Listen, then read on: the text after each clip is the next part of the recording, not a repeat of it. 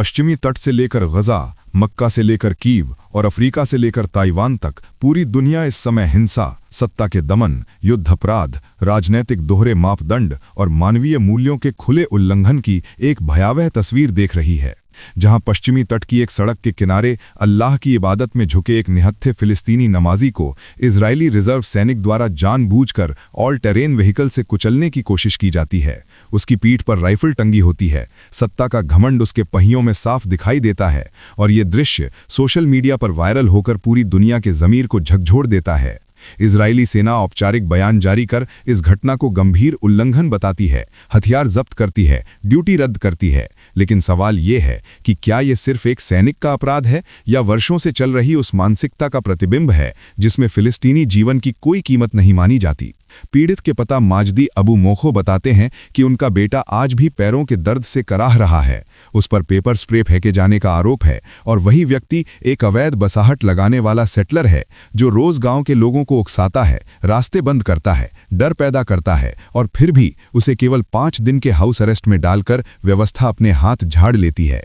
इसी बीच गजा सिटी के पास एक स्कूल के बाहर बैठे युवा उदय अल मकद्दमा को इजरायली गोलियों से सिर में मशीन गन की बौछार कर मार दिया जाता है।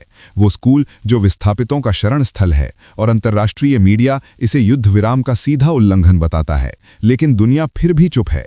उसी दिन शुजाइया में एक किशोर घायल होता है। वहीं दूसरी ओर इजराइल के बेत शान शहर में कार रैमिंग और चाकू हमले में 2 इजरायली मारे जाते हैं, 6 घायल होते हैं। हमलावर एक फिलिस्तीनी बताया जाता है और तुरंत कबातिया में तेज और कठोर कार्रवाई की घोषणा होती है। सामूहिक दंड की वही पुरानी नीति, वही कलेक्टिव पनिशमेंट, पिछले हमलों का हवाला देकर पूरी आबादी को निशाने पर लेने की तैयारी, और यही असंतुलन इस संघर्ष की असली तस्वीर है। उधर मक्का में इस्लाम की सबसे पवित्र जगह मस्जिदुल हराम में एक व्यक्ति आत्महत्या की कोशिश करता है। सुरक्षा बल समय रहते हस्तक्षेप करते हैं। एक सुरक्षाकर्मी घायल होता है। घटना टल जाती है, जांच शुरू होती है। लेकिन ये सवाल उठता है कि दुनिया भर के मानसिक, सामाजिक और राजनीतिक दबाव किस हद तक इंसान को इस मुकाम तक ले जा रहे हैं। इतिहास गवाह है कि इससे पहले भी ऐसे मामले सामने आ चुके हैं, यानी ये कोई अलग थलग घटना नहीं है। उसी वक्त यूक्रेन की राजधानी कीव रूसी मिसाइलों और ड्रोन हमलों से कांप उठती है। आसमान में आग के गोले दिखते हैं, एयर डिफेंस सिस्टम सक्रिय होता है, मेयर लोगों को शेल्टर में जाने की अपील करते हैं और ठीक इससे पहले ज़ेलेंस्की और अमेरिकी राष्ट्रपति डोनाल्ड ट्रंप की प्रस्तावित मुलाकात की खबर आती है। शांति वार्ता की बात होती है। रूस आरोप लगाता है कि यूरोप और यूक्रेन बातचीत को पटरी से उतार रहे हैं। ट्रंप कथित तौर पर 20 बिंदुओं वाला शांति ड्राफ्ट तैयार करते हैं, जिसमें युद्ध रोकने की शर्तों के साथ जमीन की हकीकत को मान्यता देने की बात है। लेकिन सवाल यह है कि क्या शांति मिसाइलों की आवाज में पैदा हो सकती है? अफ्रीका में नाइजीरिया में अमेरिका द्वारा इस्लामिक स्टेट के ठिकानों पर किए गए हमलों को ट्रंप क्रिसमस गिफ्ट कहते हैं। प्रतीकात्मकता के नाम पर बम गिराने को जायज ठहराया जाता है। हजारों ईसाइयों की हत्या का हवाला दिया जाता है, लेकिन नागरिक हताहतों पर चुप्पी रहती है। अफ्रीका कमांड हमलों की पुष्टि करता है, नाइजीरिया सहयोग की बात करता है और अमेरिकी सैन्य मौजूदगी कैरिबियन से लेकर प्रशांत तक फैलती जाती है। वेनेजुएला इसे अंतर्राष्ट्रीय समुद्री डकैती कहता है। उधर एशिया में ताइवान को हथियार बेचने पर चीन अमेरिका की 20 रक्षा कंपनियों और 10 अधिकारियों पर प्रतिबंध लगा देता है।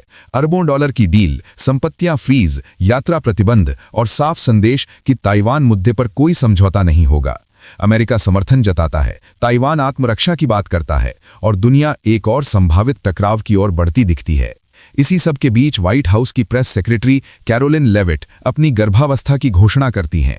इसे व्यक्तिगत खुशी और पारिवारिक माहौल के उदाहरण के तौर पर पेश किया जाता है, लेकिन जब दुनिया के एक हिस्से में बच्चे पैदा होने से पहले ही मलबे में दब रहे हों, तब ये विरोधाभास और भी गहरा हो जाता है।